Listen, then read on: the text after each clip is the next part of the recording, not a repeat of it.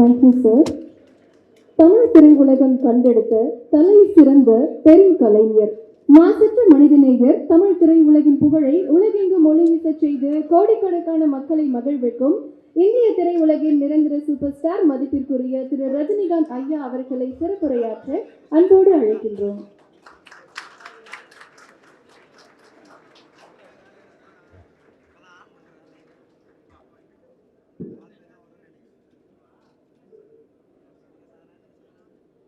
மேடையில் அமர்ந்திருக்கும் செந்தில்குமார் அவர்களே, அரவிந்த் அவர்களே, மணிவண்ணன் அவர்களே, ஐயப்பன் அவர்களே,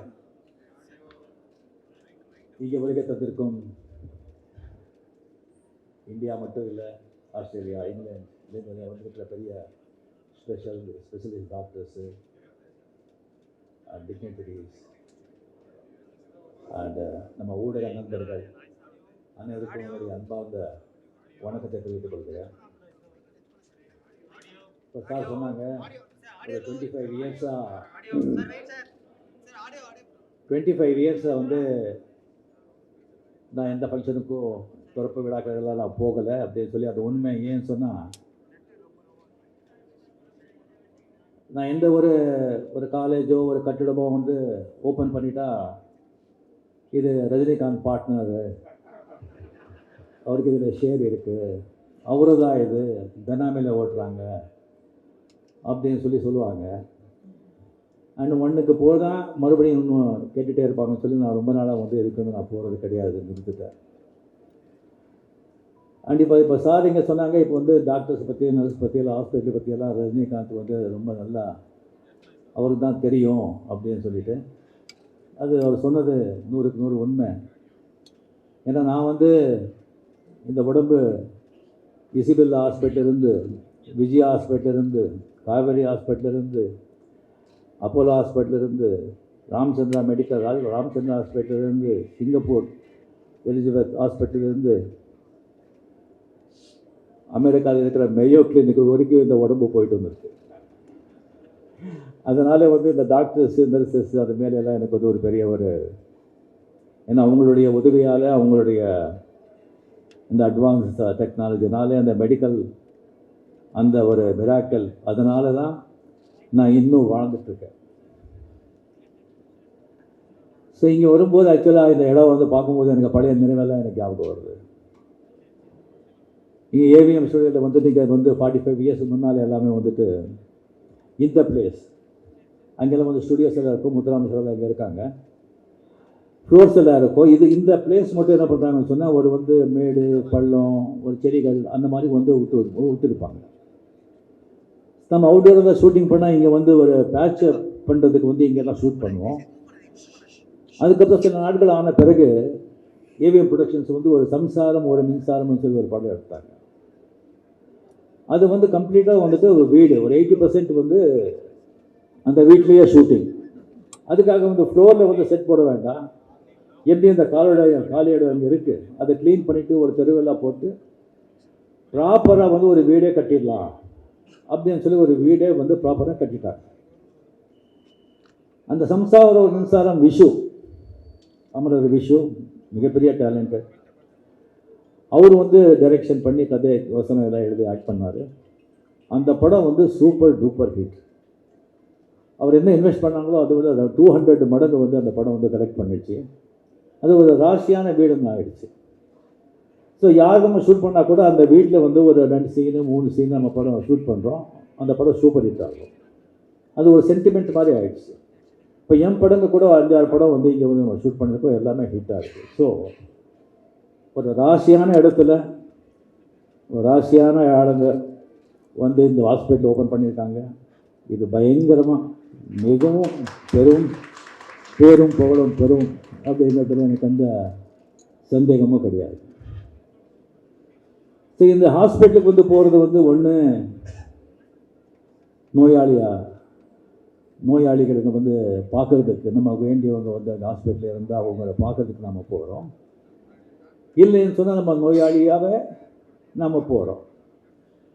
நான் காவேரி ஹாஸ்பிட்டலில் வந்து ஒரு மிகப்பெரிய ஒரு ஹெல்த் இஷ்யூவில் வந்து நான் நோயாளியாகவே நம்ம ஆழ்வார்பேட்டை காவேரி ஹாஸ்பிட்டலில் வந்து நான் வந்து அட்மிட் ஆகிருக்கேன்.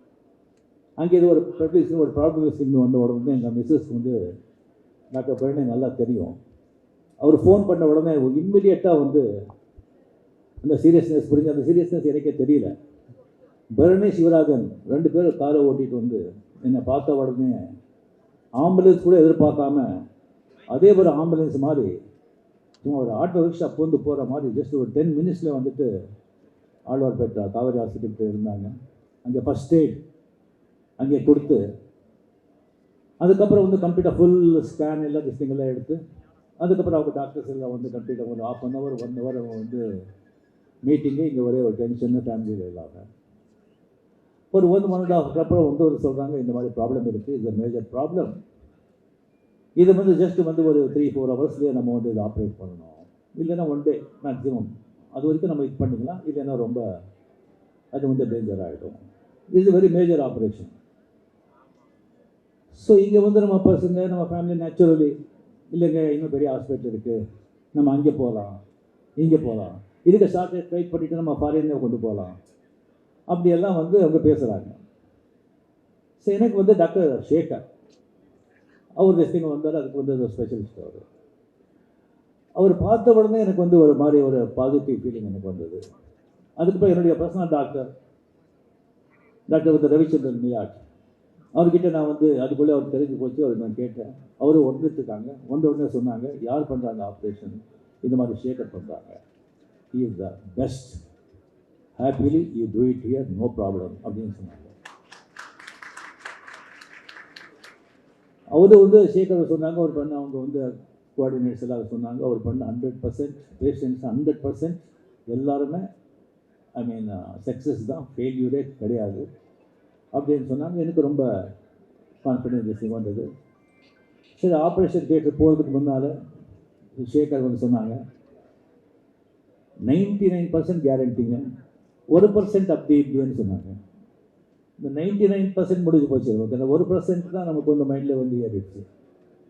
1%ன்னு சொன்னால் இப்போ எப்படின்னு சொன்னால் ஒரு வீடு, ஒரு நல்ல பங்களா, நல்லா ஷாண்ட்லியரு, நல்ல கிரானைட்டு, மார்பிள், நல்ல லட்ச எனக்கு சோஃபா எல்லாம் போட்டு அருமையான வீடு, ஆனால் ஏதோ ஒரு நாகப்பாம்பு இங்கே இருக்குது, அதை மட்டும் நீங்கள் பார்த்துக்கோங்க அப்படின்னு சொன்னால் எப்படி இருக்கும், அந்த மாதிரி அந்த 1%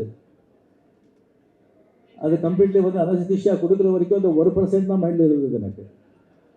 இந்த அனஸ்தீசியா கொடுத்து கம்ப்ளீட்லி அந்த ப்ராசஸ் வந்து சரியாக வந்து ஒரு 6-7 hours ஆச்சு. அதுக்கப்புறம் கொண்டு வந்து பார்த்தா சக்ஸஸ் அப்படின்னு சொன்னாங்க. அப்போ வந்து ஒரு 15 days வந்து அந்த ஹாஸ்பிட்டல் இருக்கும்போது நான் பார்த்தேன் கம்ப்ளீட்டாக அவங்களுடைய மேரேஜ் எல்லாம் அந்த ஒர்க்கர்ஸ், நர்ஸ், மெய்ட்ஸ், டாக்டர்ஸ் எல்லாம் ஒரு பாசிட்டிவிட்டி, ஒரு சந்தோஷம், ஒரு ஹாப்பினஸ், அதிலே தெரியுது அவங்க முதலாளிங்க அவங்க எப்படி பார்த்துக்கிட்டாங்க அப்படின்னு சொல்லிட்டு. ஒரு மனுஷன் வந்துட்டு ஒரு நல்ல ஒரு திசைக்கு இருக்கணும் சொன்னால் ஃபர்ஸ்ட் திங் வந்து டிசிப்ளின், ஒழுக்கம். யாருக்கு வந்து டிசிப்ளின் இல்லையோ ஒழுக்கம் இல்லையோ அவங்க முன்னேறவே முடியாது. அது வந்து ஒரு ஸ்டூடெண்ட் ஆகட்டும், ஒரு எம்ப்ளாய் ஆகட்டும், யாருமே ஆகட்டும், the first quality is discipline. Second quality is honesty, நாணயம். இந்த ஹானெஸ்டி இருந்தால் போய் பித்தலாட்டம், இந்த திருத்தனம் அதெல்லாம் அவங்கக்கிட்ட இருக்காது. And dedication and hard work, இந்த 4 இருந்தால் அவன் வந்து ஒரு தோட்டக்காரனாகட்டும், சமையல்காரனாகட்டும், வேலைக்காரனாகட்டும், டிரைவர் ஆகட்டும், எங்கே இருந்தாலும் அவன் வந்து அவனை கவனிக்கப்படுவான், அவன் டெஃபினெட்லி லைஃப்பில் முன்னேறுவான். இந்த 4 குவாலிட்டிஸும் எங்களுக்கு பேர். இப்படி இருக்கும்போது இவங்கெல்லாம் சேர்ந்து ஒரு ஆர்கனைசேஷன் வந்து பண்ணியிருக்காங்கன்னு சொன்னால் அது டெஃபினெட்லி இந்த அளவுக்கு வந்து ஒரு 25 years பிஃபோர் திருச்சியில் வந்துட்டு ஒரு ஃபியூ பெட்ஸ் போட்டு வந்து ஸ்டார்ட் பண்ண ஒரு காவேரி அந்த ஹாஸ்பிட்டல்ஸ் வந்து இப்போ வந்து கம்ப்ளீட்லி பல சென்டர்ஸில் அது இந்த ஆழ்வார்பேட்டில் அது பண்ணிட்டு இப்போ பக்கத்து பில்டிங் வந்து எடுத்துக்கிட்டாங்க. முதல்ல வந்துட்டு காவேரி ஹாஸ்பிட்டல் எங்கே இருக்குது அப்படின்னு சொன்னால் கமலஹாசன் வீடு பக்கத்தில் இருக்குன்னு சொல்லுவாங்க. இப்போ வந்து காவேரி ஹாஸ்பிட்டல் எங்கே இருக்குது, கமலஹாசன் வீடு எங்கே இருக்குதுன்னு சொன்னால் காவேரி ஹாஸ்பிட்டல் பக்கத்தில் இருக்குதுன்னு சொல்கிறாங்க. கமலஹாசன் தப்பாக இருக்கக்கூடாது, மீடியாளுங்களே இது வந்து சும்மா சொல்கிறதுக்காங்க, இது கமலஹாசனை கலாட்டா பண்ணுங்க அப்படின்னு சொல்லி நீங்கள் எழுதுறாங்க. இங்கே வந்தவங்க எத்தனை கேமரா பார்த்து எனக்கு பயம் வந்துருச்சு எனக்கு.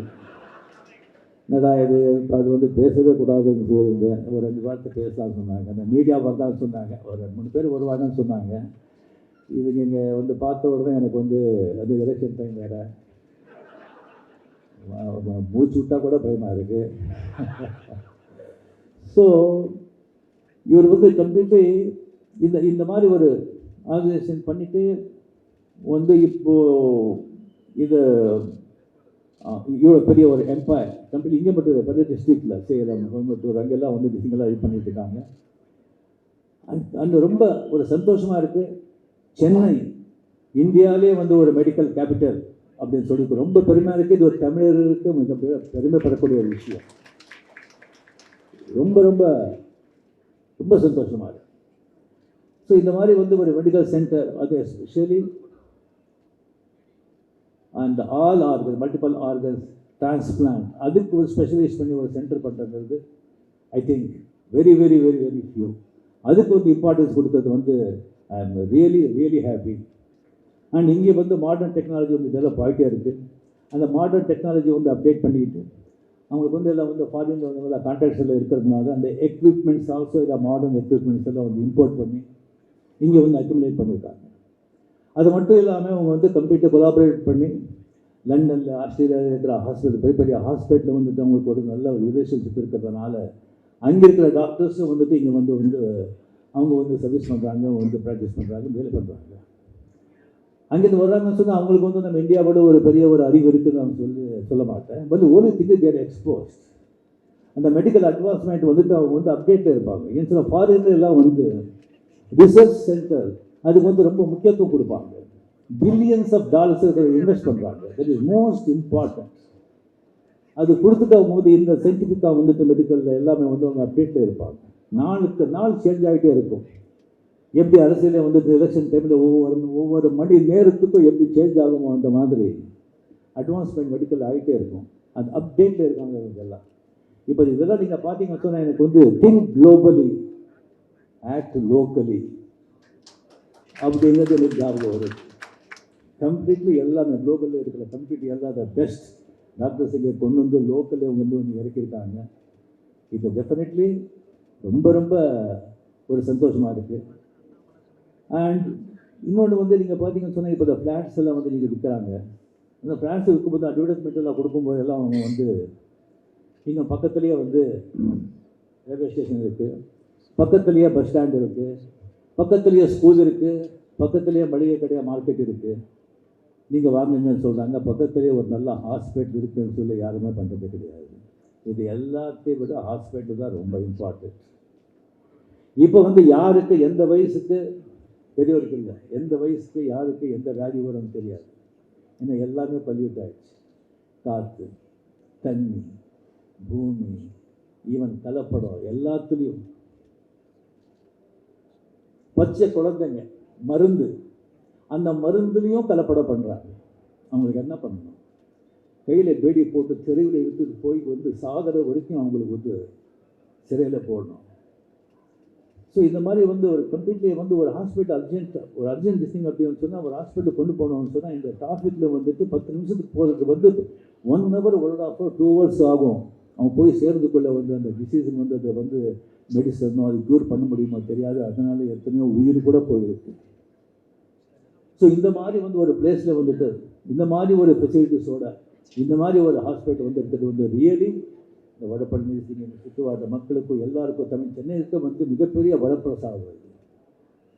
இது வந்து நான் மட்டும் ஒன்று அவங்கக்கிட்ட கேட்டுக்கிறது நான் சொன்னேன். இப்போ வந்து நிறைய காஸ்ட்லி ஆகிடுச்சு மெடிக்கல் எக்ஸ்பென்ஸ். இல்லை ஆப்ரேஷன் நீங்கள் பெரிய ஆப்ரேஷன் அப்படின்னு சொன்னால் லேக்ஸ் கணக்கில் ஆகுது. ஓன்லி பணக்காரங்க மட்டும்தான் அதை வந்து தி கேன் அஃபோர்ட். ஸோ நீங்கள் வந்து கம்ப்ளீட்டாக ஒரு டொனேஷன் மாதிரி சிங்கர் பண்ணி ஒரு கார்பன் ஃபண்டு வந்து க்ரியேட் பண்ணி வசதி இல்லாதவங்களுக்கு வந்து அது வந்து அதில் நீங்கள் ஹெல்ப் செஞ்சீங்கன்னு சொன்னால் மக்கள் சேவை செஞ்ச மாதிரியும் இருக்கும், அவங்களுக்கும் நல்ல புண்ணியம் வரும் அப்படின்னு சொல்லி வேண்டி மிக மிக மிக சந்தோஷமாக நான் வந்து இது மிகப்பெரிய புகழ்பெற்ற ஒரு மிகப்பெரிய ஒரு மருத்துவமனை நம்ம தமிழ்நாட்டிலேயே நம்ம சென்னையிலேயே வந்து பேர் வாழ்ந்த ஒரு ஹாஸ்பிட்டல் ஆகும்னு சொல்லி எனக்கு வந்து டெஃபினெட்லி நம்பிக்கை இருக்குது. ஆகும். ஆண்டவனை வேண்டிக்கிறேன். நன்றி, வணக்கம்.